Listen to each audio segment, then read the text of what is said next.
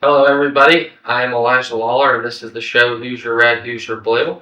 I'm here today with my co-host Gage. If you want to go ahead and introduce yourself, Gage. Absolutely. I'm Gage Deicer. I'm the Hoosier Blue, your Hoosier Red. I'll be representing the left side of politics as it comes up in this show and as we go through issues and talk about them. And Elijah, I'm sure you'll be representing the opposite end. I will be representing the conservative side. I'm sitting on the right here.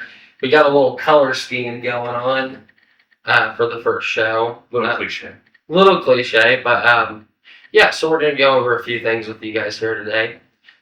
First is just going to be about who we are and why we wanted to do this and what it means to us. So I'll let Gage lead on that, on who he is and what got him into doing the show.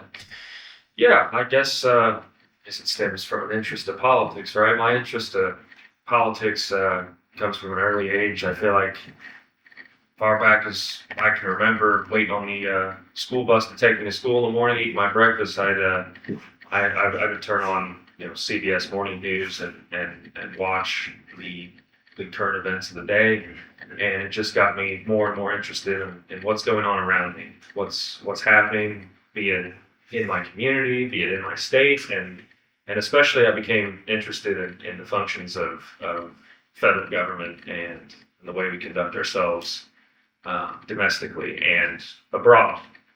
So I think along with that, I was raised to be active and to care about things around me. I think it's a good showing of intelligence to know what's going on around you and to care about it.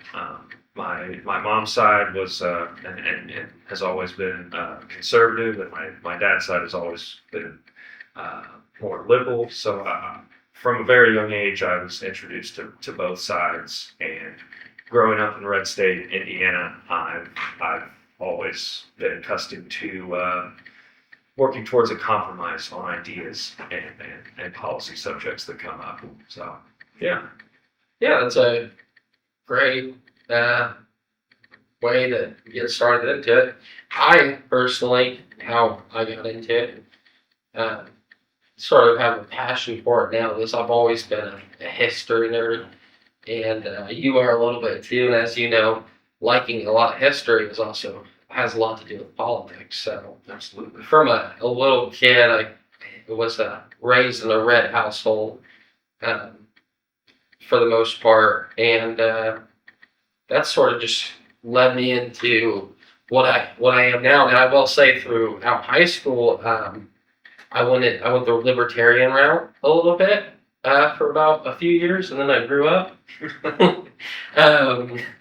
But yeah, since then since probably age 18 or 19, I've been mostly conservative. Agreed with the more traditional values that they bring to the table, and the more order, I would say, that they bring as well.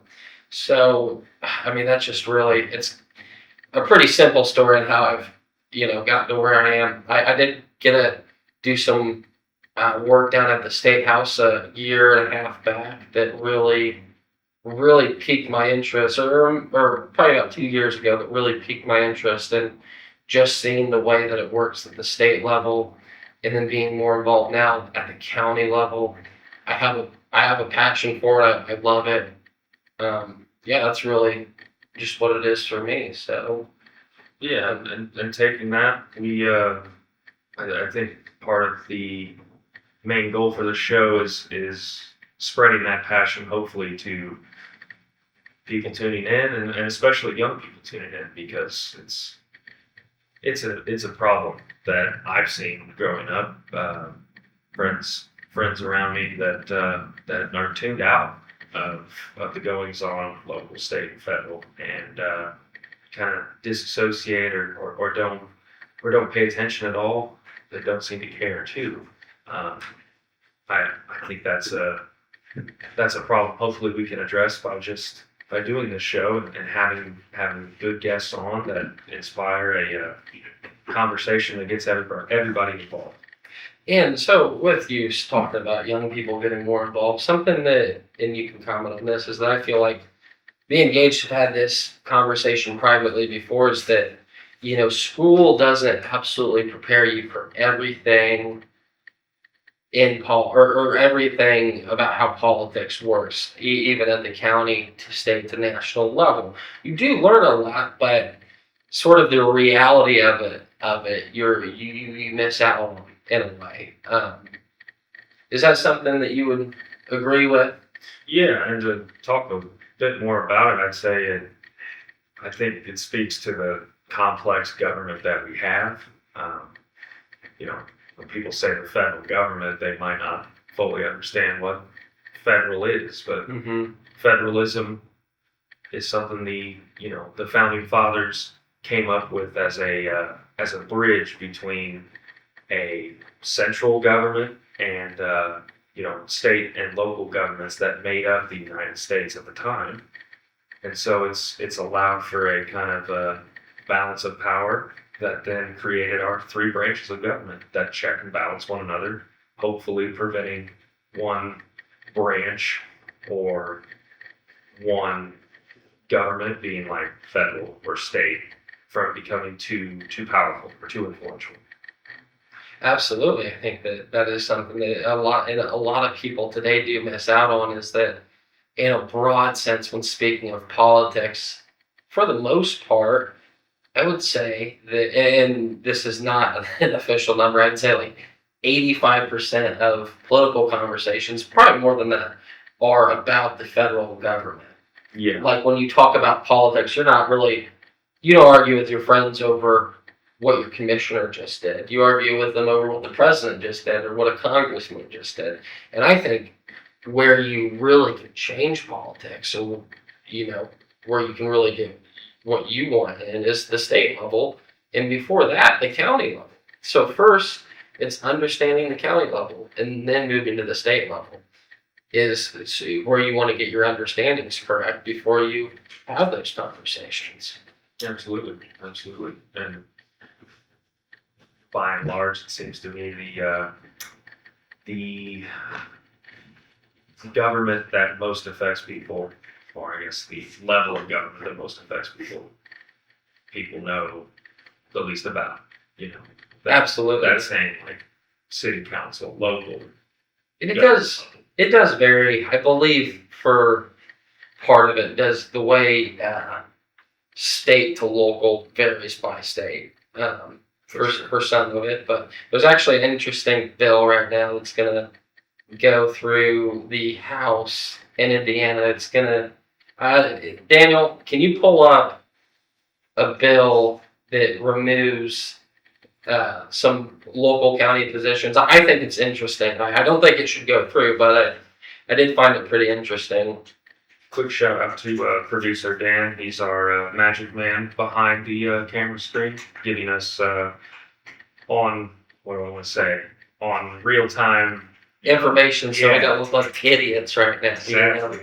I don't need anybody going in the comments saying these guys are stupid. They probably won't use the word stupid, but I don't want to be called it. While he's pulling that up, we'll get to that eventually. But here's the thing: that's on this show. That's what you can expect. We're going to be talking about politics and bills and legislation from the state level all the way down to the politics here in our county. And even in surrounding counties, or really any county in Indiana, if it's interesting enough to talk about or impactful enough to talk about on the show to help keep you guys informed about it. From there, going all the way up to the federal government. Yeah, we're going to talk about the federal government as well.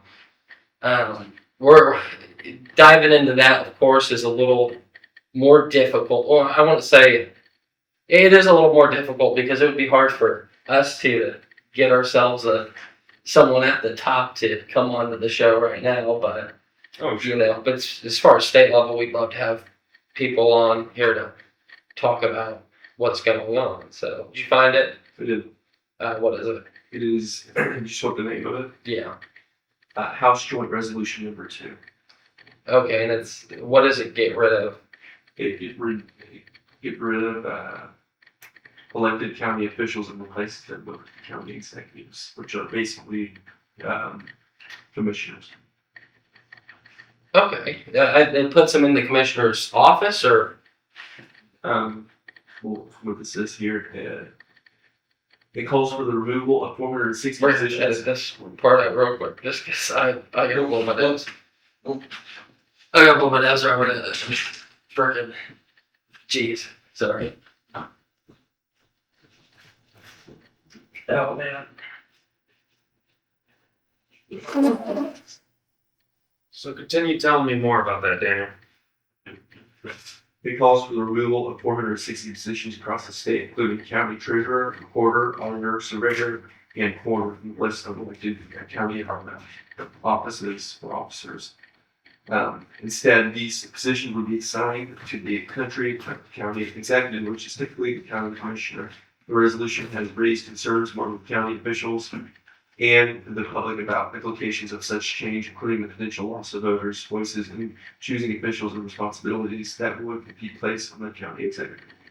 So that's the reason I wanted that to be brought up, is because it's probably not going to go through, right? But that is interesting. That's something that would affect us, that goes through the state, right? That would affect us at a local level. That's why I wanted to highlight that, because that's the kind of stuff that could happen. You might not even know it happened, right?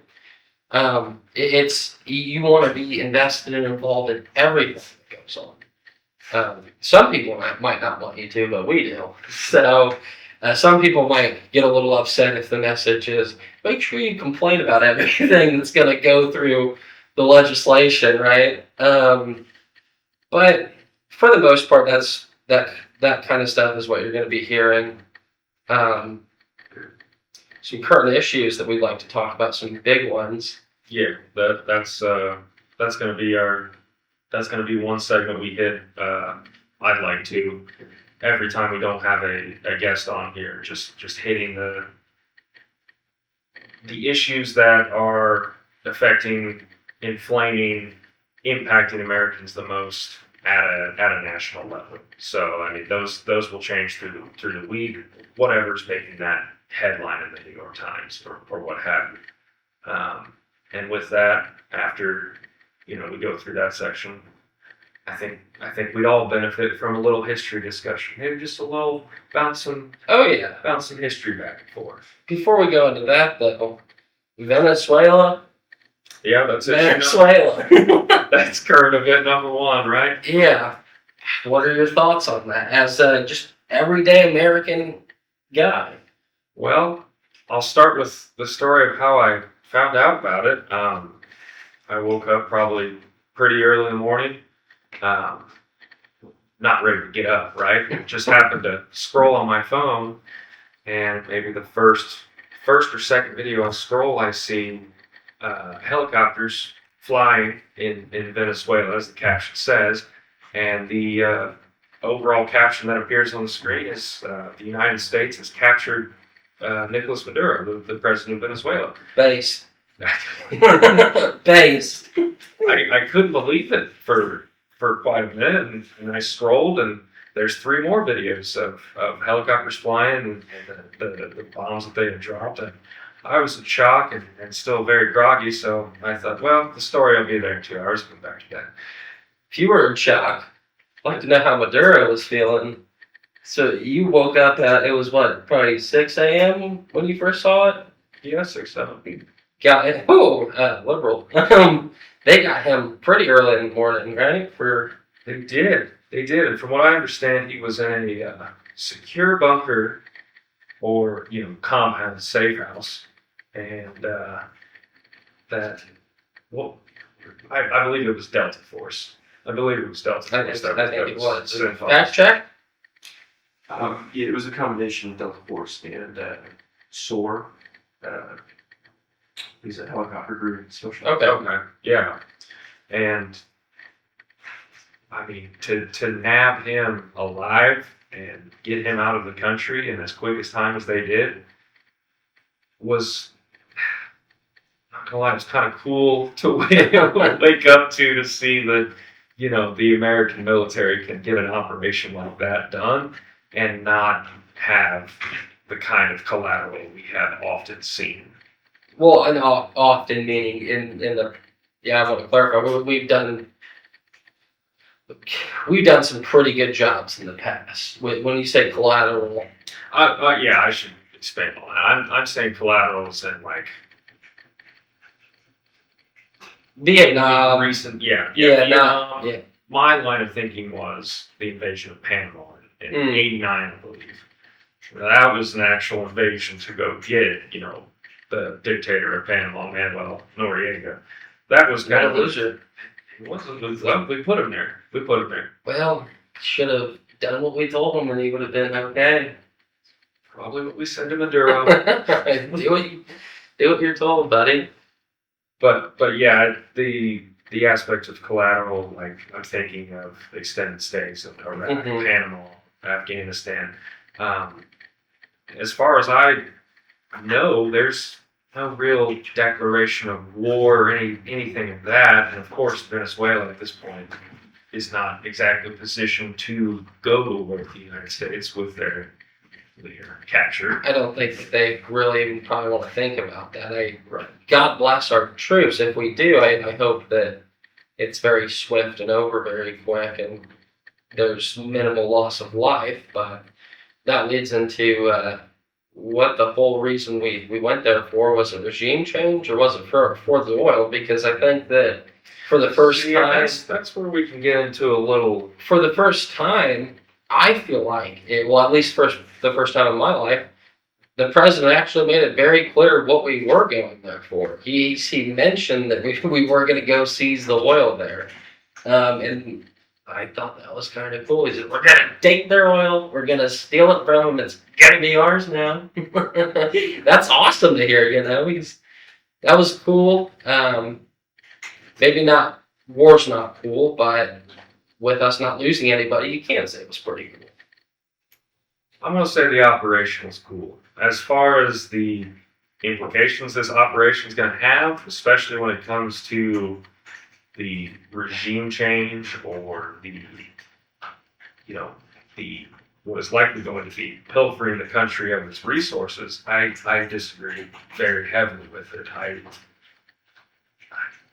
Well, I think although we ascribe to be, we attempt to be carry ourselves in a higher manner and embody values that create ideas like nation building and bringing up democracy. I think it's something we strive for without the taking of countries' value through their resources, through their oil, what have you. And that's something where our morals and ideas of wanting to spread democracy have been used, in my opinion, they've been used to then take advantage of a country that we have destabilized. And you can take just about any Central American or South American state, and we got our fingerprints all over it. Our fingerprints being the CIA or our foreign intelligence services that have manipulated the politics of those nations. Fix the politics of those nations. I'm just kidding. What I want to talk about is the regime change in Venezuela. It might be a good thing. They probably need it. They were under a dictatorship. Sounds like the people of Venezuela, from the outcries that they've had in recent days following this. I saw something where the oil workers weren't very happy that we're going to be taking, 25 to 50 million barrels of their oil, and we're going to be selling them I believe we're going to be selling them on the U.S. market and using that to help rebuild some stuff in Venezuela. I think that's what we're doing. Hope. Well, hopefully, right? But I would be okay with just taking oil and selling it on the U.S. markets for U.S. citizens. I don't know. But with that, they clearly needed some sort of change, and no one else in South America, no one else in the world, I feel like, could have done what we did to save those people. We did it with minimal loss of life. It was in total, I think that the number, I'm going to say 30 to 100 people right? That's the number I'm going to give because I can't remember the exact number. Mm-hmm. Would you just look that up for me? But What? the exact number that the U.S. released on casualties in Venezuela. 55. 55. 55. Okay, so that, and then if we're able to do a regime change peacefully, one that supports democracy in Venezuela, one that pushes clean elections in Venezuela, one that gives the people in Venezuela a fighting chance at living free and prosperous lives, I'm all for that. If President Trump can deliver that to those people, I would be proud to stand behind that kind of mission and be proud to be an American if that's what we can do for another country. And the reason my apprehension is apparent is because I think coming out and saying, yeah, we're going here in part because he's illegitimate, which is true. But two, we want that oil. I mean, to not even like hide it on the world stage is, in my eyes, even more worrying that we're going to ruin another state. I mean, Venezuela was a pretty rough state beforehand, but we may be setting it back further, in my eyes, by taking what is theirs. Well, we don't know yet. We will have to wait and see. But it's funny that you say we're not even, not funny, but you say that we're not even hiding the fact that we went there for the oil. It's something I agree with you on. We're not even hiding it, but that's something that I'm all for. Is that I feel like they were transparent about why we did this. If it was for oil, and we did it with such, precision, good. That's how I feel about it. That is something that has went on in the world since the dawn of time. Now we are a lot more civilized than we were 1,000 years ago. But the whole war where Bush lied for oil, that's very disturbing. He constantly lied over it. Him and Dick Cheney lied over it. I think that's pretty out in the open now. It's very unfortunate that they did that. Yeah, there were no weapons of mass destruction. It was for oil, and if it was for regime change, I don't want to say it was completely for oil. If we were really trying to help those people, then that would have been a good thing. But if you look at it now, I'm not really seeing a whole lot of change there, unfortunately. But if we can make up for, or not make up, if we can sort of replicate in a much, much better way what we were trying to do in the Middle East, in Venezuela, then I'm all for it. If we can give those people a better life, I'm all for it. And I think that most Americans should be for it to help out somebody in our sphere of influence. I'll agree on the concept. I'll meet you halfway and say if that were our true goal, to bring those people up, I'd be all for it. I think anybody in any government that is, let me rephrase, any government that is authoritarian and that has a people under it that don't have the freedoms that we do, and you can prove through, the U.S. can conduct surveillance better than any state, as far as I understand, any country. Any state. Yeah. It makes me think of like the B-2 bomber mission that we flew. Oh, I misunderstood. I was caught in a loop. I was thinking China and Russia have bad actors over here, or not bad actors, but spies over here. I was misheard your surveillance. Oh yeah, no, I'm saying like I personally think that the U.S. has the best kind of surveillance technology, intelligence to know what's going on in a country without us being there officially. So through that, I think any authoritarian state that is abusing, oppressing their people, restricting their rights, I think there's a certain moral obligation for us to at least enact change that benefits the people. without breaking sovereignty in some manner. Yes. Of course, we completely bypass Venezuela's sovereignty, but in a way, they're the bad guys. So that there's that. Yeah, you can argue the bad guy route, but Greenland. Though I bring that up to go into the Greenland. Oh, okay, yeah. I bring up that as something as I hope we don't do this to Greenland. I hope we don't use the military there. I think it was. Oh man, who did I see? It was a Kennedy. It was a young or an old? older one. He's in Poland, or he's currently serving as Or Robert F. Kennedy or No. Secretary of Health and Human Services? not that guy. No. He's a congressman, I believe.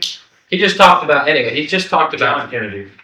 Not John Kennedy, but John.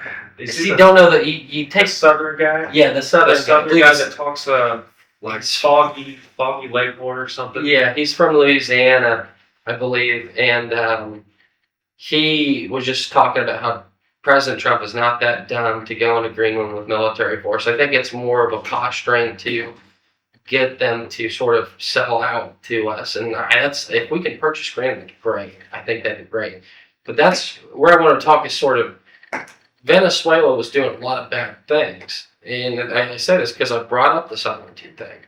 There are clear and defined lines on whether it's right or wrong to break someone's sovereignty. Going into Greenland to seize their lands whenever they're a NATO ally and Denmark poses zero threat to us at all. And for the most part, from what I've seen, the people live pretty happy and freely. That would be a pretty bad thing to do. But I don't think it's I bring that up because I want to distinct what we did. I want a distinction between what we did in Venezuela and what we could hopefully not do to Denmark or Greenland, right? Right.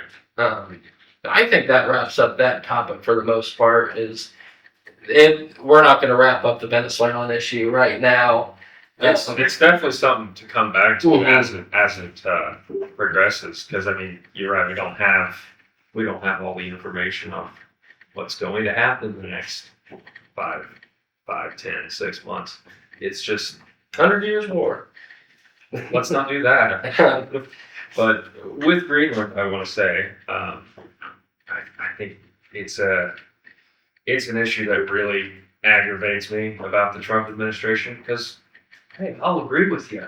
I think it's posturing in its most annoying form because here we have. Well, I think it's posturing in the most cool form, the most great form. Exactly. When other people do it, they're losers. When I do it, I'm awesome.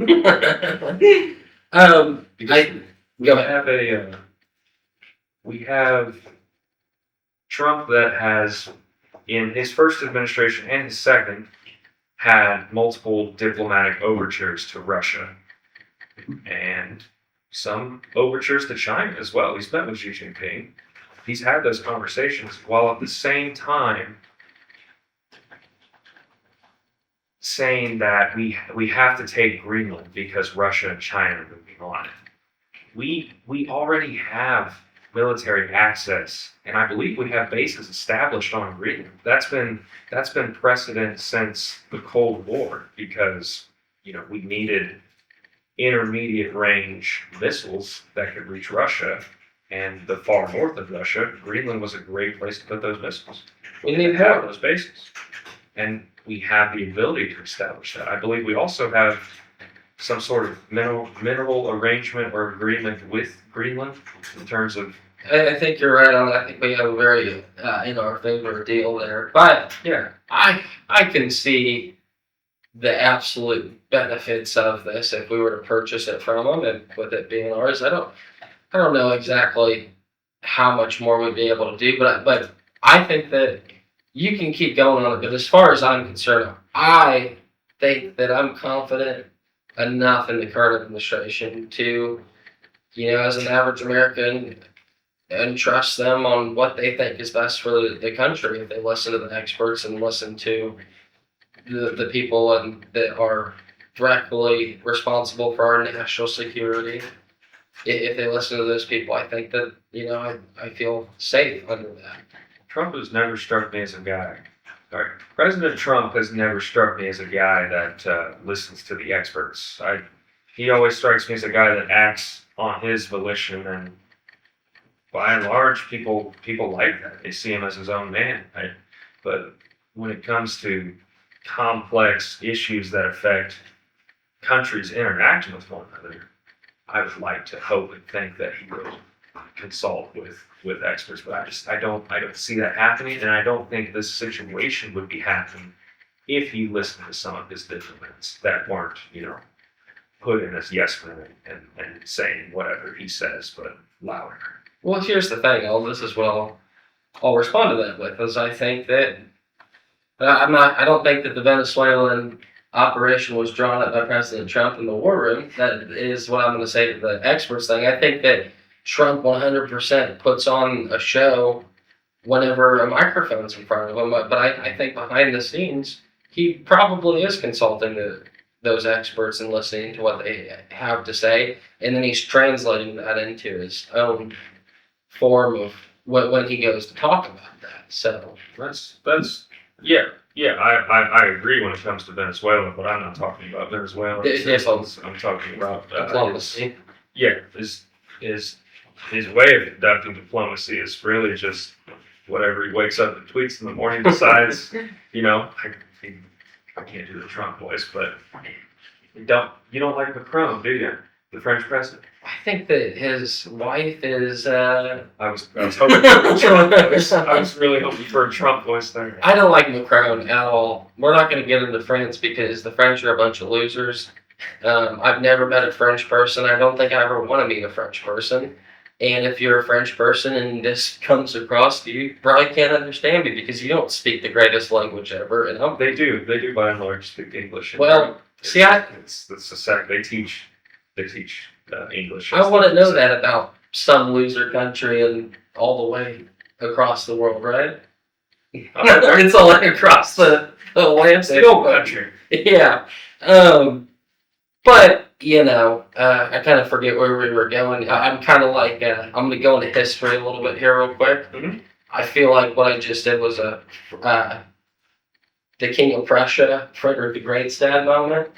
If you even mention the word French in his presence, he would fly off into a rage. He'd just get mad over the word. I think I just pulled one of those. Yeah. To where you brought up France, and I got extremely upset over that. I can see, because Prussia's before Germany comes together. I can see where that deep-rooted A lot of Huguenots over there, clash. too.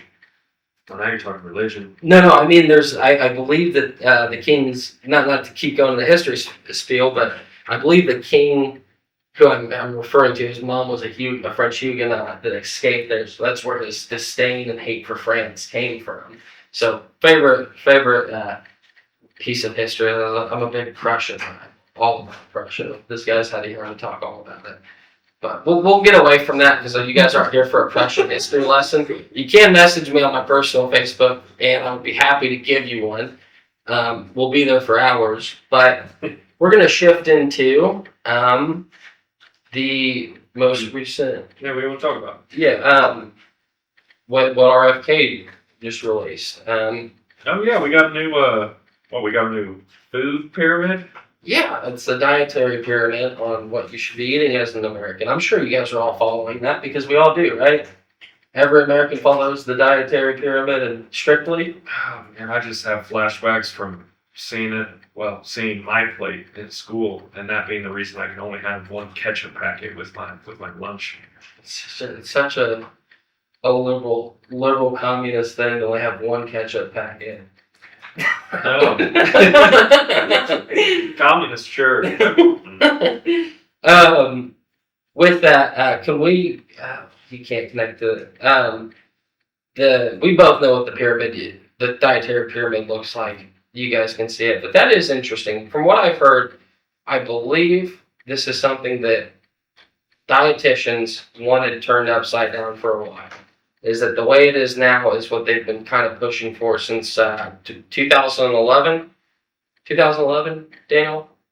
2011, since that's how long they've been pushing for it. Yeah, I believe that's when the change happened, where we went from the original food pyramid to that my plate, where basically split the main four food groups like carbs and protein and help me out here, vegetables and fruit into like almost 4 equal categories.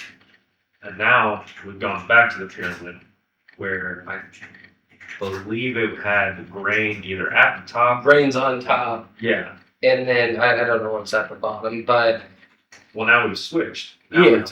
we've taken protein and made it the most number one thing in the pyramid. I think it's interesting. I also did some more digging in there and found out this is the first time that highly processed and like ultra processed foods are being discouraged by the federal government with their guidelines in consumption. It's the first time they've ever done it. why is that? Is it because I feel like they're trying to sell us I something? feel like it has to do with money and politics and and the food industry's hold on getting Americans to eat their food. And talking about Kellogg. Well, let's bleep that out before we get assassinated. I don't know if Kellogg will pull a Boeing on us, but dude, imagine that. Do they have the Tiger cereal one? What's the Tiger? Frosted Flakes? Frosted Flakes? Yeah. Is that theirs? Imagine he shows he busts down the door. Dude, they own like almost all the cereals. Oh man. Is that 2 minutes till end? What? You know, Okay. So we can make go past 2 minutes. yeah, we can do they say no cuts, we're able to do like 2 or 3 cuts. Alright, let's go for it. Okay. So where do you want to end on? We were talking about the dietary pyramids. We ended on the time, which is great. Okay, that's perfect. Okay, so we went over some current events they have to do with the federal level. That's really what you're going to see some of on here, and me and Gage talking about it. We're going to have a lot of interesting guests on in the future. Absolutely. That's going to be hopefully the pull for the show is having guests on here that maybe aren't in these kind of settings, having these conversations in the public eye in Indiana. Because I mean, we see it all the time. We see people going on shows at a national level, like.